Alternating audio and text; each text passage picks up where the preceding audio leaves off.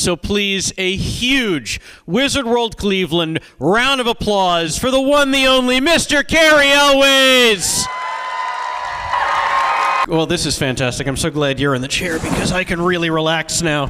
Here, why don't you? Yes, lay down, Sam. Okay. There you go. It all started... I'll be your shrink. It all started when I saw Bram Stoker's Dracula when I was 2 young. Where does it all begin with you? Yeah. In your childhood? Where was the first trauma? How you guys doing? Wow, awesome. What a wonderful crowd. Yeah. Thank you all for coming today. I appreciate it. Thank you. Cleveland is one of those cities that did not disappoint. Yeah. And speaking of not disappointing, yes. I know you got to check out Cleveland's own Rock and Roll Hall of Fame. Oh my gosh. I made sure I came in early for that. That's an amazing place. Yeah. And I'm sure you've all been. But those of you who haven't, the 3 of you in this room, you gotta go. It's amazing. It really is. Was there an exhibit or No, it's something everything. If you're a music fan at all, or even if you're not, you will be by the time you leave it. Yeah. I mean, it's a very well curated museum. Ooh. And they have everything. Lyrics from the Beatles that are, and they have Jimi Hendrix outfits. I mean, it's amazing. Everything. Yeah. Yeah. I know you're a giant rock and roll fan. You and I do discuss love rock my and roll. music. I do love my music. Yeah. Where does that come from? Where does your love of music come my from? My David Bowie T-shirt right here. Very nice. I was fortunate enough to grow up in England in the 60s, which was a pretty good time for music. One could say. And so I remember hearing my very first Beatles song on the radio. I remember hearing Norwegian Wood as a kid, and I thought even the cat took notice of the song. I'm like, this is really great. And then after that, you couldn't switch on the radio in England without hearing the Beatles or the Rolling Stones or any of the great 60s bands that came out of England at that time. Amazing. Just good luck. I guess. Really. I would have loved to have been around. Very, very cool. Then awesome. Yeah. All right. So I know we want to talk about some of your fine work in front of the camera. So you have definitely played your fair share of, slime balls, less than admirable fellows. Yes. But in Kiss the Girls. Yes. I think that might have been the first time, at least I remember seeing you play just a straight up evil bad guy. Yeah. How do you feel? How did you feel, I guess, tapping into that part of yourself as an actor, having to play someone that awful? Well, I was actually very excited because I was a chance to work with Morgan Freeman a second time. Oh, yeah. We'd already made a film together called Glory. And so, yes, thank you. Yeah. Appreciate that. Yeah. He's a lovely, lovely guy, and obviously an incredible talent. And he actually he approved the cast. Oh. And so I got the call to come down to shoot in Raleigh, North Carolina, and with Ashley Judd. And we had a great time. I know, it was a very interesting character because I had to sort of, it's a spoiler alert. I play a detective who ends up being the killer. So it was a nice contrast for me because, for the first, three quarters of the movie, you're guessing, who the killer is, and you have no idea that he's working with the detective force who are trying to track him down. So it was fun. Anyone who's read an Alex Cross novel probably might have seen it coming. Right. Oh, good, both of you. Thank you. Right. A lot of actors, I loved that it came, it was, I don't say the middle, because you're clearly still going, but it was a good number of years into your career that you tackled a role like that. And I was wondering, was that a choice that had you been offered serious bad guy roles before that? I think being British, you do get offered, thanks to, no, it's true. We get offered a lot of bad guys. I think Alan Rickman, the great Alan Rickman helped, right? Give it up for Alan, right? Mm-hmm. I mean, his part in Die Hard, that role was so defining of being one of the all-time great bad guys, right? Yeah. And Hans, that it opened the door for a lot of us Brits to have more diverse roles being offered to us.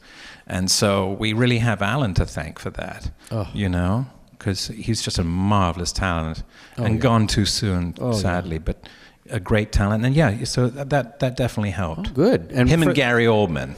Oh, yeah. Because, right? How great is Cary? He's amazing.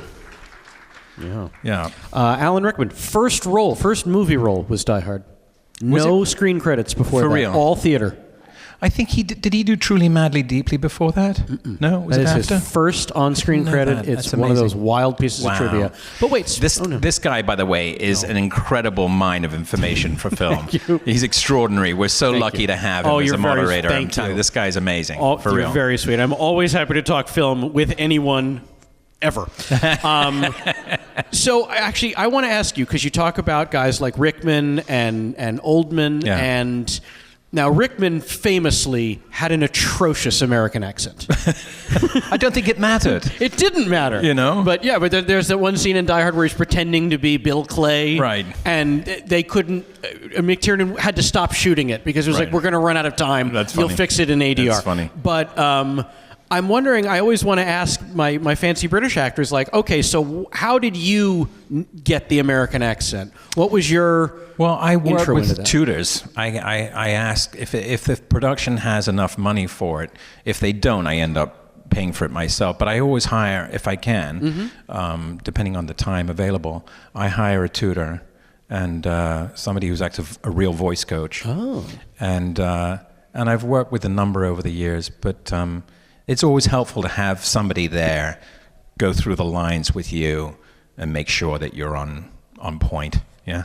That's very impressive. Yeah. And your dedication to preparation is really second to none. Thank you, Sam. I enjoy it. It's fun. Yeah, and I've done a fair amount of research into you. You and Kevin Pollak and I had you on the podcast many years ago, and you take your role prep very seriously. I do. To the point where you will meet with living people if you're going to portray them, or if you're doing something unusual in a movie, an unusual occupation, you'll try to do ride-alongs or whatever. Absolutely. And I'm wondering how why is that so important to you to have that close? I feel I have to walk at least a mile in the shoes of the character that I'm playing to understand what it feels like to be that person. Yeah. For instance, I'm playing a Catholic bishop in the film I'm doing now, so I met with a number of clergy, and so it's important for me to feel comfortable before I step in front of the camera that I know enough about what the character's whole background is, what their hopes and dreams are, what their fears are, what their social contacts are, what their occupation is like. All of that, once I download it all, then I just allow the character to breathe and not focus on all of that stuff. I just download it. And that's just how I work. I just enjoy that. I love preparation. For me, it's wonderful to be an actor, to be able to do all the roles I get to do, because it's a continued education if you think about it. I got to play Michael Collins, who was an astronaut on Apollo 11. Yep.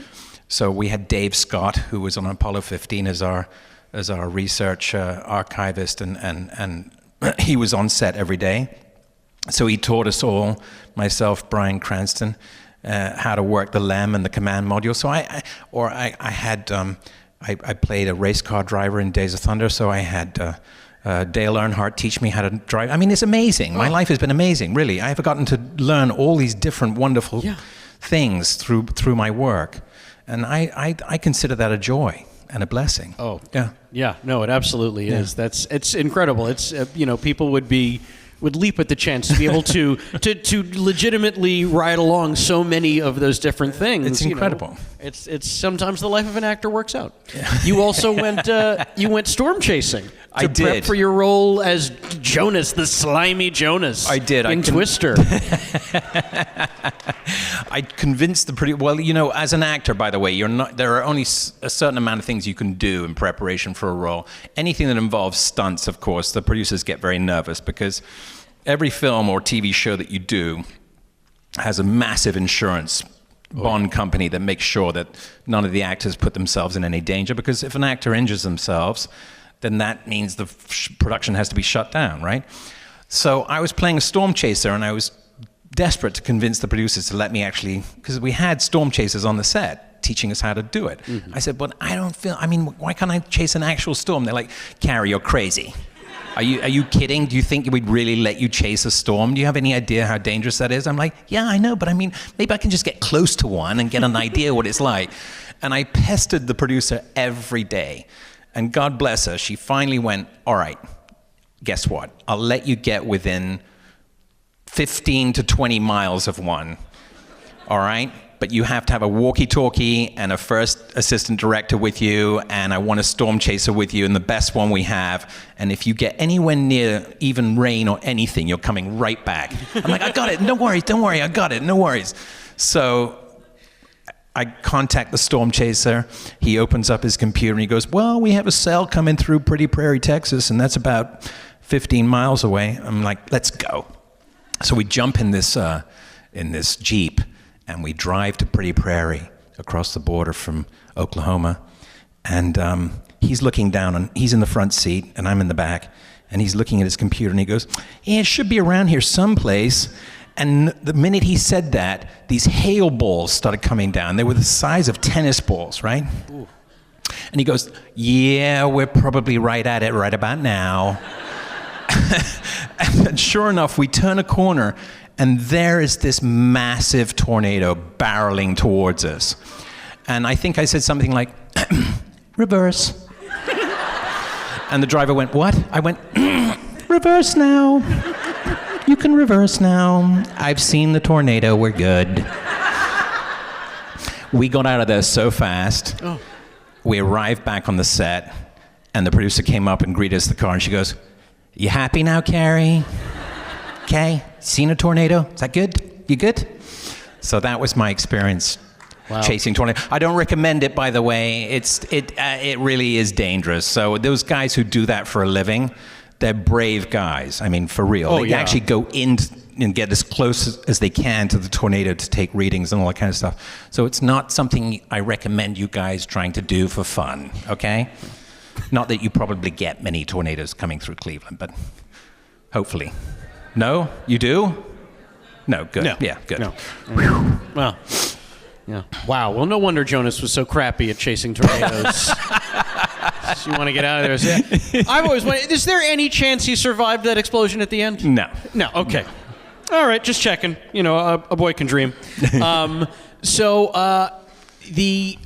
movie, one of the movies that I remember seeing you in a different light was the movie Hot Shots. Yes. From 1991, yes. Hot Shots. Now, I have checked, and by my account, that is your first straight-up comedy.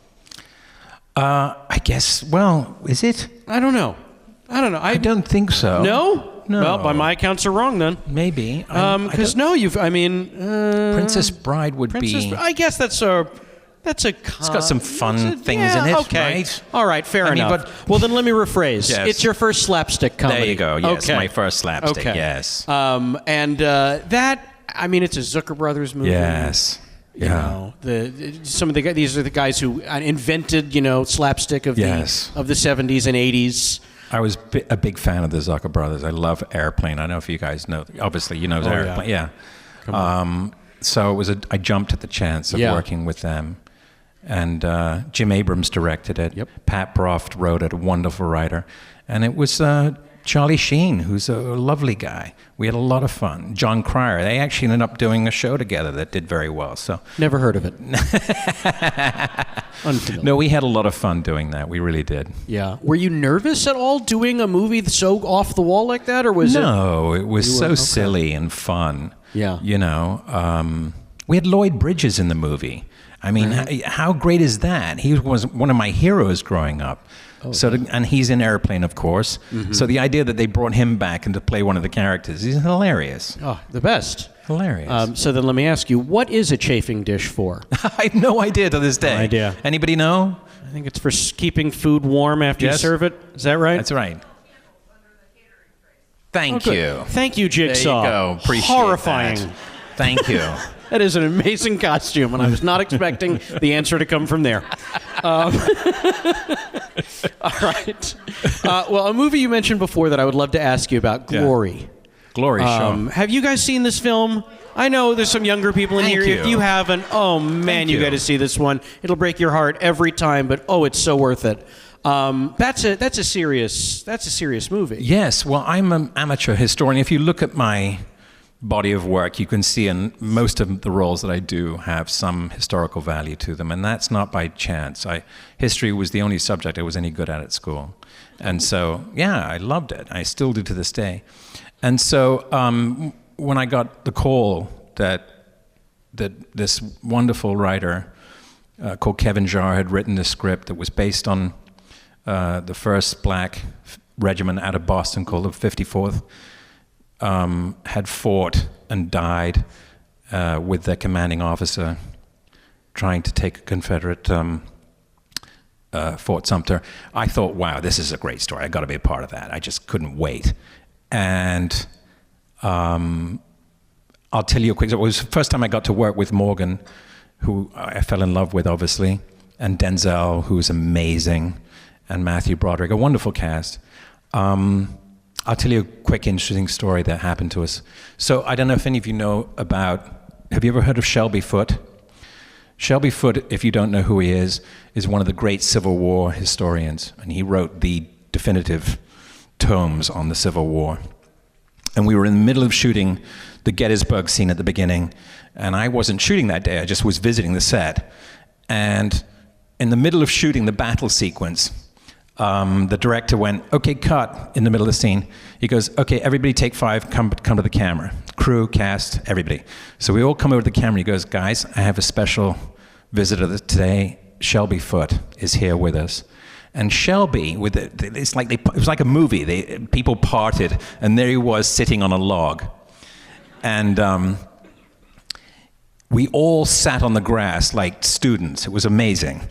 The whole crew, the whole cast, everyone put down their tools and their everything and sat on the grass. And he proceeded to tell us the exact history of Gettysburg and to give us the real meaning of what we were shooting that day. And it was one of the highlights of my life to have, being an amateur historian, to have this incredible human being who knew more about Civil War than anyone share that with us was really extraordinary. Yeah. Oh my gosh, that sounds amazing. I Yeah. too am a history buff, so Yeah. I'm very jealous. So speaking of Kevin Pollak, I actually do have a question from him for you. No way. And I think I've memorized it because it's such a good question. So Kevin would like to know that although you shared no scenes together on this most recent season of The Marvelous Mrs. Maisel, Yes. Kevin does want to know, nevertheless, how much of an honor was it just being in the same episode as him? Well, tell Kevin just to be sharing the same oxygen as him was honor enough. Okay. No, he'll find out. I don't have to tell him. he I'm knows sure he's that. going to watch I'm all these sure videos. he knows that. He Yeah, does. yeah. Well, speaking of The Marvelous Mrs. Maisel, you kind of owned 2019 in the streaming world. Oh, thank Because you you. had that great run on Maisel, and then, of course, you had the amazing run on Stranger Things. Thank you. Playing, yet again, Slimeball Mayor Larry Klein. Yes. I would love to know how you came to get involved with Stranger Things. Well, it turns out that I'm very fortunate. I don't take my career for granted at all. I feel very blessed, as you know, to have the career that I have today. And it turns out that, there are folks who still are fans of The Princess Bride to this day, which is... One or two out there. Just a couple. And it turned out, funnily enough, that the Duffer Brothers, who are the creators and directors of the show, were big fans of the film. And so they wanted to put, that's why they cast, I think, Winona and Sean Astin. They like to put their favorite actors from the 80s in the show because it's an 80s show.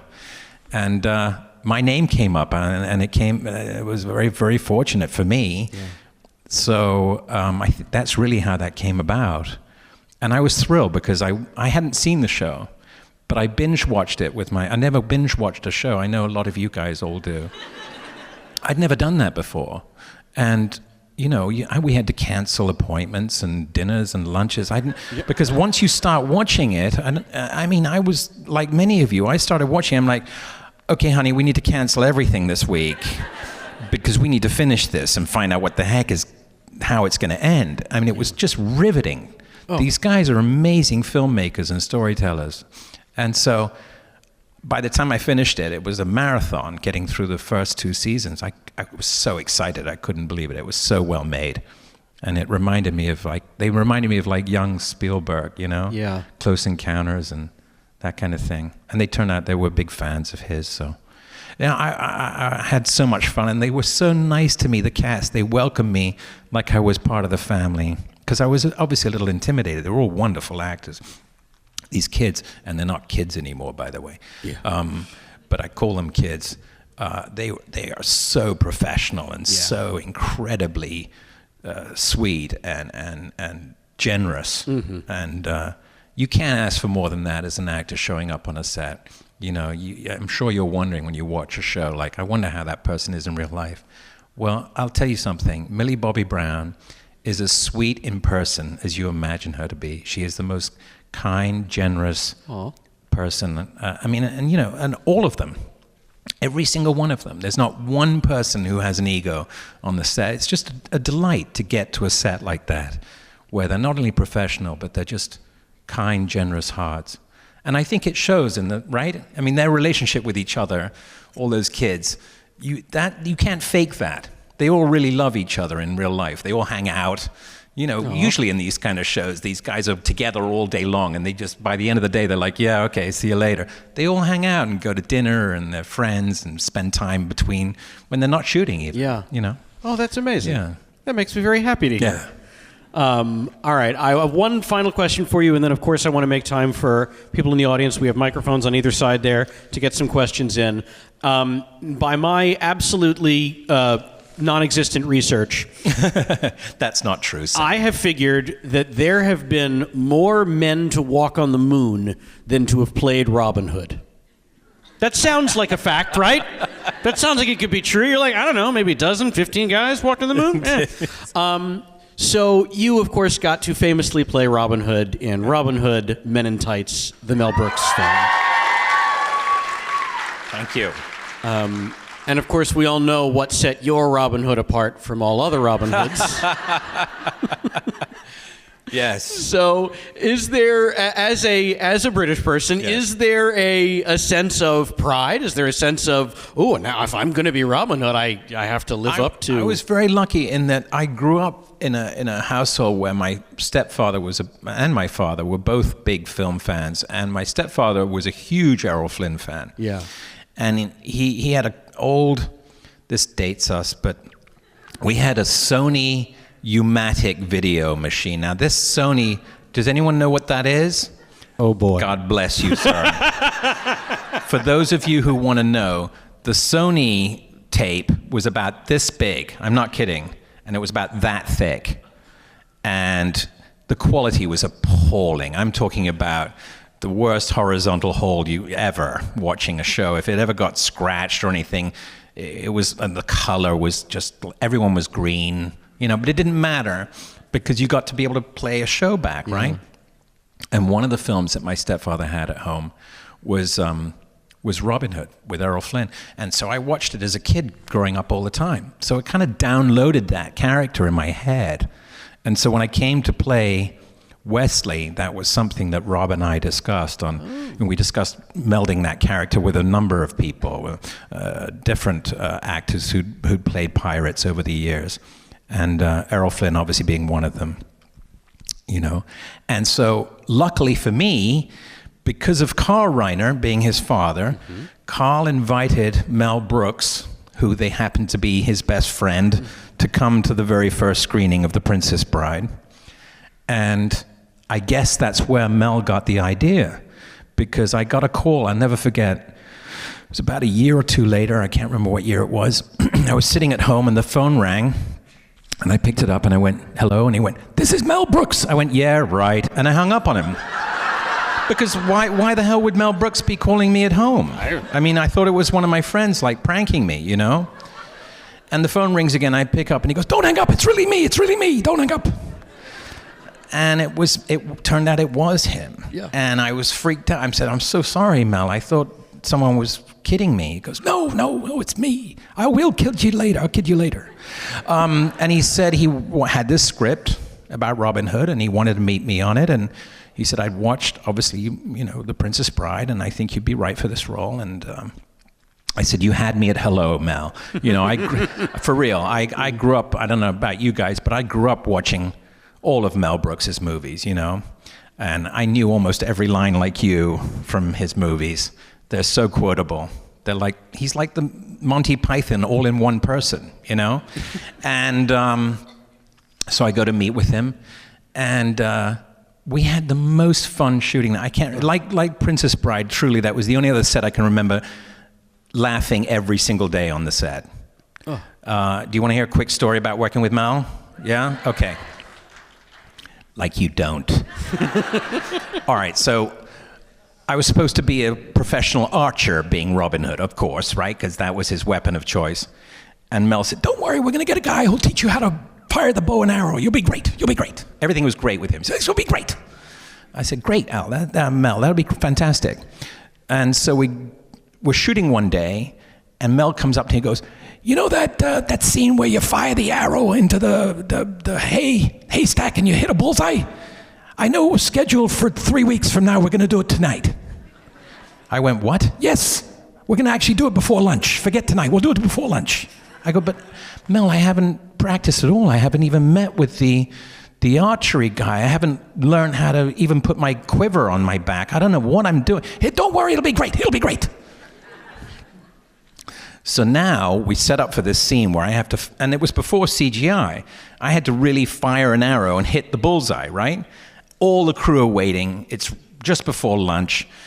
And Mel goes, "Okay, let's see you hit a bullseye, and action." And first one I fire goes, I don't know, hits a tree somewhere miles away. Mel's like, "That's okay. Let's do 3 in a row. Let's not cut. Just do 3 in a row." So I fire 3 more, and one goes on the ground, and one might as well have hit a cat. I don't know. It was just awful, just dreadful. And I'm sweating now. And I can hear Mel going, "No pressure, but everybody's hungry." And I think the 5th take, I hit a bullseye by pure chance. And you can see it on my face in the film. I'm supposed to act like I know what I'm doing. I look in the camera, I'm absolutely stunned. And Mel goes, "Cut, that's it, lunch, let's go." And that's what it was like working with him every day. Amazing. It was just hilarious. Yeah. Crazy. Oh, well, we'll talk about a bullseye of a movie. And I'm good with transitions. Thank you. All right.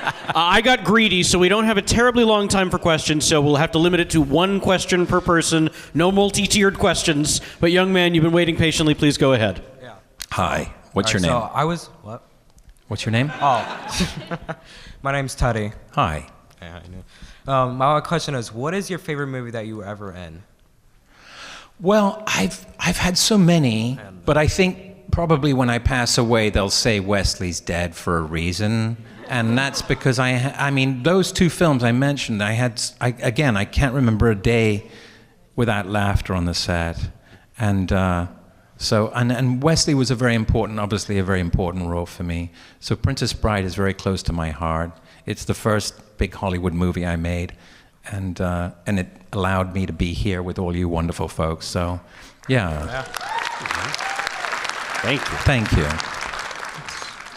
Hi. Hi. What's your name? Nancy. Hi, Nancy. Can you just talk a little bit about your role on the X-Files? Maybe how you got that role? Okay, sure. Thank you, Nancy. Yeah, X-Files. So Chris Carter is a wonderful filmmaker and a storyteller, as you know. And I got a call from his office. He'd actually named my character after his personal assistant. So when I went to the office and I met the assistant, I thought he was having me on when he mentioned his name. I'm like, "Really?" He goes, "Yeah, he actually named your character after me."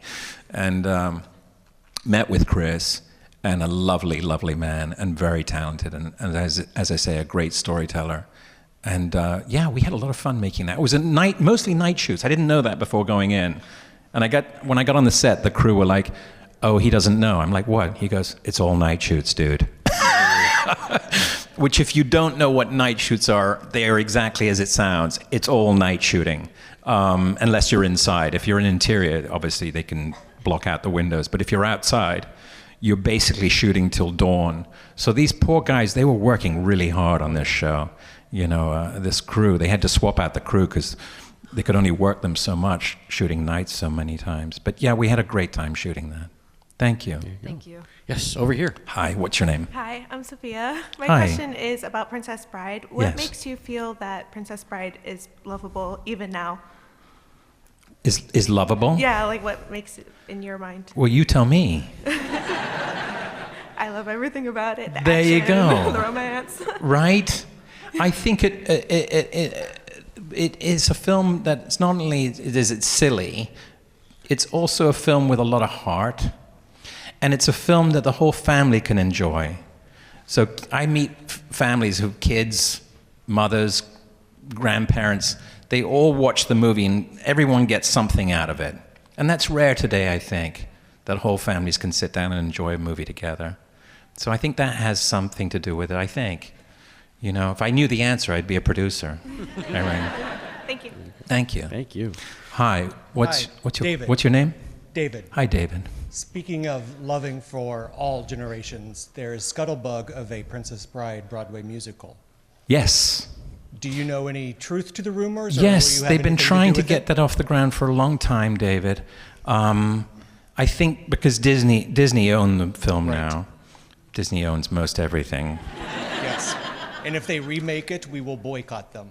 No, gosh, no, I want to support that. No, Bill Goldman, God bless him, the late, great Bill Goldman, who wrote both the novel and the screenplay of the movie, that was the last project he'd been working on before he passed away. So it's his dying wish that the musical happens. Okay. I said to Bill, I go, there's got to be a Peanuts song. There has to be, right? I mean, there's so many opportunities for great songs in that, right? The Brute Squad song, And all of of course, it. As You Wish. The As You Wish. I'm sure there's an Mostly As You Dead. Wish song in there, 100%. Okay. Yeah. So it is happening. It is. It's just taking a long time, I think, because Disney want to get it right. Good. Because obviously they've got a great heritage of doing good musicals, these guys. Then they're not just going to rush it. Yeah. Thank you. Thank you, David. Hi, what's your name? My name is Katie. Hi, Peggy. What's your question? Katie. Katie, I beg your pardon. So I work in performing arts medicine, and I was curious to know what the tornadoes excluded. Yes. What the most dangerous, movie or difficulty that you had to encounter in your career. Well, that NASCAR racing was pretty hair-raising. Tony Scott, the late great Tony Scott, who also directed Top Gun, was a wonderful director, lovely man. He came to me and he said, he was very funny. He goes, in your car, there'll be 3 cameras. There'll be one shooting attached to your window in the driver's side, shooting from the side of you. And then there'll be 2 cameras on the hood of the car. One's going to be a medium shot of you, and one's a close-up. And I said, will I be able to see the road? He goes, enough. And I went, really? He goes, yeah, it'll be fun. That's how he spoke. Yeah, it's going to be great. He was very much like Mel Brooks, but British. He's like, yeah, it's going to be great. It's going to be great. And so I get in the car, and he goes, now I need you to get up to the speed of 180 miles an hour. And then I want you to let go of the wheel and hold it with your knee. I go, are you kidding? He goes, no, we practice it. It's good. He goes, hold the wheel of the car when you get up to 180 miles an hour with your knee. Then I want you to switch on each of the cameras yourself, clap them, which was the equivalent of a clapper, right? Clap my hands together just to let them know that the film was running, grab the wheel, and then begin performing. And I looked at him like, this is a $600,000 car you're asking me to do this in at almost 200 miles an hour. If I crash it, how am I going to pay for it? I don't have insurance for that. He goes, don't worry, we do, don't worry. So I get up to 180. He goes, "You're surrounded by stuntmen. If you hit them, they know what to do."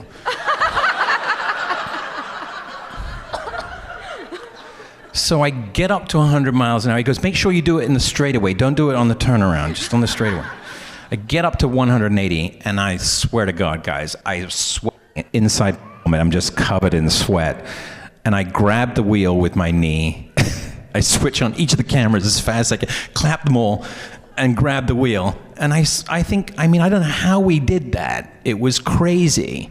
And I don't think insurance would ever let us do that again today.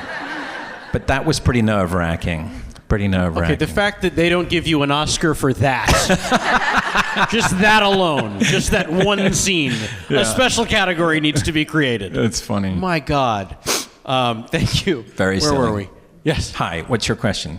What's your name first? Sorry. My name is Sarah. Hi, Sarah. What's your question? Well, I love Twister. It inspired me to be a storm spotter and a filmmaker. For real? Yes. Good for you. A spotter or a chaser? A spotter. That's safer. My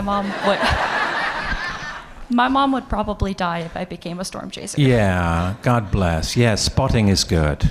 My question to you is, what was the most challenging part of filming Twister? Well, I think I shared that story already. I mean, filming on set. On set, it wasn't really challenging. You know, we had the late, great Bill. Give it up for Paxton. Bill. Give it up He for was Bill just Paxton. Bill Paxton, one of the loveliest people ever to work with, a sweetheart. He greeted me. There really wasn't any challenges filming it, other than the weather. You know, we were actually dealing with real, storms coming in. But Bill was so funny. The day I arrived, he greeted me in a Texan cowboy hat and big boots and a giant belt buckle, and he goes, "We're going shopping, and we're going to turn you into a cowboy." It was my first day on the set. And he got in my car, and he drove me to some little town outside. We filmed in Oklahoma, by the way. Lovely place, if you've never been. Lovely people. And he took me to this mart where they sell what he called cowpoke stuff. And he bought me he's like, "We got to get you a 10-gallon hat, man. You ain't going to be real Southern until you can dress up like a cowboy." And he made sure I had a big belt buckle and cowboy boots. And he goes, "Now you're the real thing, man." Now he was just like, he was the sweetest guy. So funny. And a generous spirit, very generous spirit guy. Yeah. Love Bill. All right, we have time for just about one more question. I'm so Hi. sorry. Sorry. Hi, what's your name? My name's Keith. Hi, how you doing? I'm doing good. How are you? I'm very well, thank you. Okay. My question is, what was your favorite part when filming Princess Bride? You're very sweet. I enjoyed every day. It was such a blessing for me to work. I got to work in my home country, which was another blessing, because they could have filmed it anywhere, but they chose to film it in England. And like I said, every day was a joyful day. We had so much fun making it, laughing. Although we had Chris, wonderful cast, but Chris Guest, do you remember him? Chris Guest. You guys, Count Rugen. He's a very funny guy. You're probably too young to know his comedy, but he's a very, very funny. Do you know his work? You do? No. Yeah, well, when you're a bit older. Anyway, but he's very, very funny. And I'll give you an example of the silliness of shooting. We're sitting around in our chairs waiting to shoot. And as an actor, they come and bring you stills for you to approve so that they can print them and sell and help promote the movie, right? And the stills are the photographs of you while you're shooting. Right, like the ones I have at my table, if you want to check them out. And so we're approving all these stills, right? And I look over at Chris, and by the way, Chris doesn't laugh a lot, as you know, Sam. He's not a big laugher. And if you know he's having a joke or feeling humorous, this is the most you'll get out of him. He was looking at his photograph and he went, like that. And I immediately knew that he'd seen something really funny. And I go, "What, Chris?" He goes, "Check this out." And he hands me the photograph of him on his horse. And he said, "I'd never noticed this till now, but it's perfect casting." I go, "What?" He goes, "Look at my horse." And I look closely. He says, and I go, "What? What about the horse?" He goes, "Check out his teeth." They'd given him a horse with buck teeth. He said, "That's Count Rugen's horse. That's perfect casting." You know, and that was just silliness every day. Yeah. Thank you. Yeah. Nice to meet you. Thank you. That was a great question, a great story. Thank you. And a great actor. Ladies and gentlemen, thank you. please give it up one more time for Mr. Thank you. Cary Elwes. Thank you.